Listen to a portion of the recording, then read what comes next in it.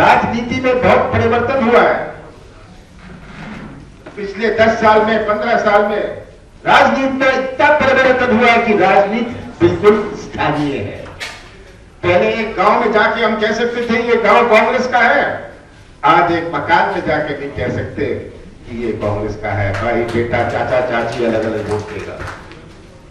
और अगर हमें हर मतदाता तक पहुंचना है तो ये नेता नहीं जा सकते, ये तो जिम्मेदारी आपकी है।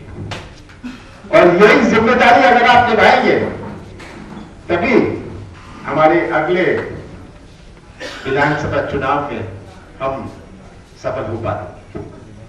पंचायत चुनाव है, नगर पालिका, नगर निगम के चुनाव, ये एक प्रकार का संदेश देगा पूरे प्रदेश में। और आपको किसी चीज से माफी नहीं मांगनी। 18 साल भारतीय जनता पार्टी की सरकार बनी, आज लोग भी बहुत समझदार हो गए हैं। जिनको आप ज्ञान देने जाते थे वो आपको ज्ञान देने के लिए तैयार हैं। ये भी बहुत बड़ा अंतर है। वो आपको ज्ञान देंगे, पर ये मत भूलिएगा कि आपको कोई बोलने बताने आएगा कि ये करिए। यही कांग्रेस में कमी है। भारतीय जनता पार्टी का जो जमीन से जुड़ा हुआ व्यक्ति है उसको कोई बोलने नहीं चाहता है कि तुम जाओ वहां जाओ, यहां घूमो, ये घूमो।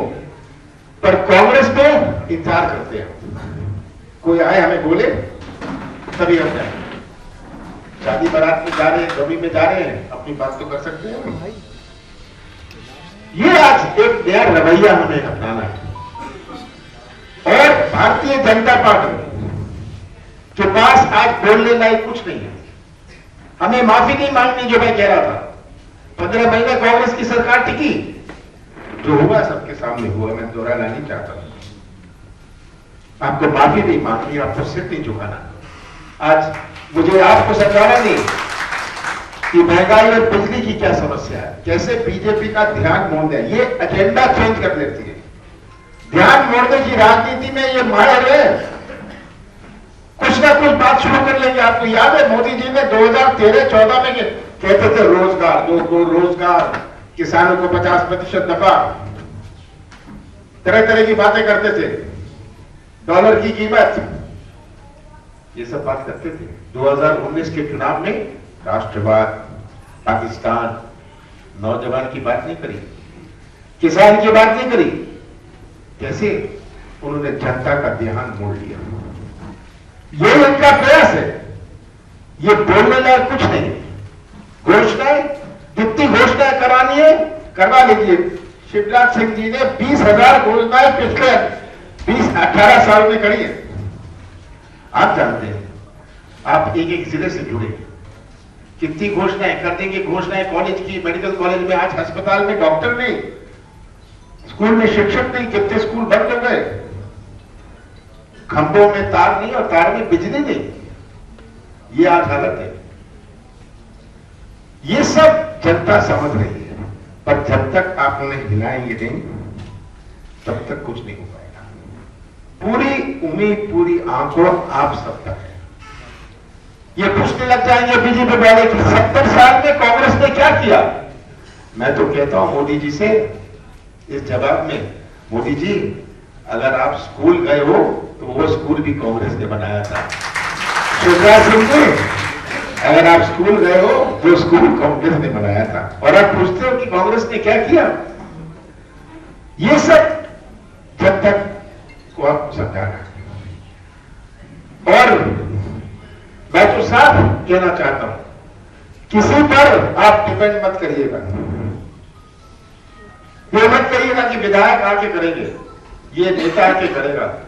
बहुत सारे तो नेता हैं मुझे मिलते हैं, मैं उनसे पूछता हूं भाई आपके वार्ड का क्या रिजल्ट था पिछली दफे, आपके गांव का क्या रिजल्ट था पिछली दफे। दूध का दूध और पानी का पानी साफ हो जाता है।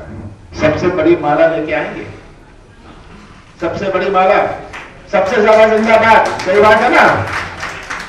पर अपना गांव हारेंगे, अपना वार्ड हारेंगे। पर बड़ी माला, बड़ा जिंदाबाद हर हवाई पट्टी पर मिलेंगे। ये बात हमें पहचाननी है। मुझे तो इसका बहुत अनुभव हो गया। मैं भी 42 साल चुनाव लड़ता रहा हूं और आज हमारा मुकाबला भारतीय जनता पार्टी से केवल नहीं है, हमारा मुकाबला भारतीय जनता पार्टी के संगठन से है।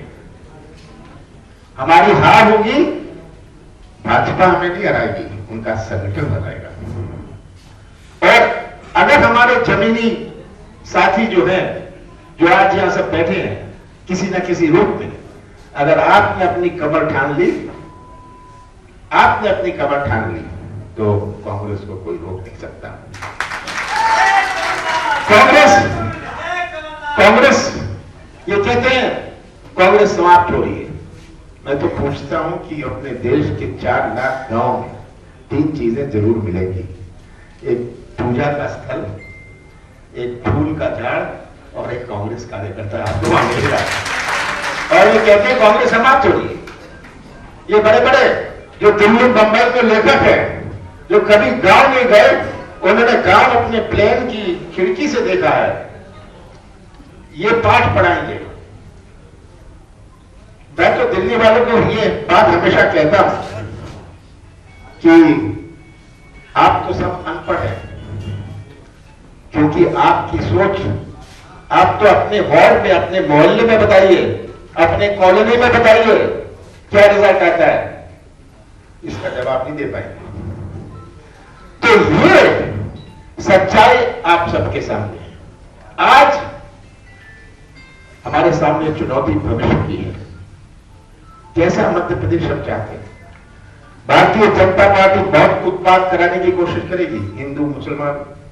आज हमारा सामने चुनौती है हमारे देश की संस्कृति को हम कैसे उसकी रक्षा करें। हमारे देश की संस्कृति जो जोड़ने की संस्कृति है, हम दिल जोड़ते हैं, संबंध जोड़ते हैं, हर समाज को जोड़ के रखते हैं। और ये मैं बात हमेशा कहता हूं कि भारत ही एक ऐसा देश है पूरे विश्व में, कोई ऐसा देश नहीं है जहां इतने धर्म, इतनी जातियां, इतनी भाषा, इतने त्योहार, इतने रस्म और इतने देवी देवता है। किसी और देश विश्व में नहीं है। पर जब अपना देश एक झंडे के नीचे खड़ा है, ये इसलिए खड़ा है क्योंकि हमारे देश की संस्कृति जोड़ने की संस्कृति है। और इस संस्कृति पर आज सबसे ज्यादा हमला हो रहा है। कैसे बांटा जाए? भाषा के आधार पर। देखिए तमिलनाडु में मूवमेंट चला दिया भाषा का। कभी हम खालिस्तान का नाम नहीं सुनते थे, 15, 20 साल, 25 साल से अब खालिस्तान के नारे लगने लग गए। कैसे? कहीं ना कहीं विवाद पैदा करो, बांटो।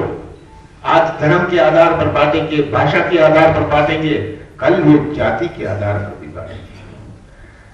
गांव में कहेंगे कौन इस जाति का है, कौन उस जाति का है। जातियों को आपस में भी भिड़ाएंगे। ये आपको बात समझनी है कि हम किस रास्ते पर चल रहे हैं। और यही हमारे सामने सबसे बड़ी चुनौती है कि हम अपने देश की संस्कृति, अपने देश के इतिहास, अपने देश की सभ्यता की कैसे रक्षा करें। आगे आने वाले पीढ़ियों के भविष्य के लिए हमें रक्षा करना है। नहीं तो हम कहां पहुंचेंगे? ये आज हमारे सामने चुनौती है। तो ये केवल एक सरपंच या जनपद प्रतिनिधि या जनपद अध्यक्ष या जिला पंचायत के अध्यक्ष की नहीं है।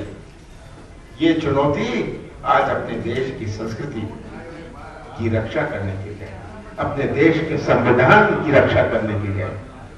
हमारे बाबा साहब अंबेडकर ने ऐसा संविधान बनाया जो विश्व में मशहूर है, पर अगर ये संविधान गलत हाथों में चला जाए तो क्या होगा? यही हो रहा है। हम संविधान को कैसे बनाएं?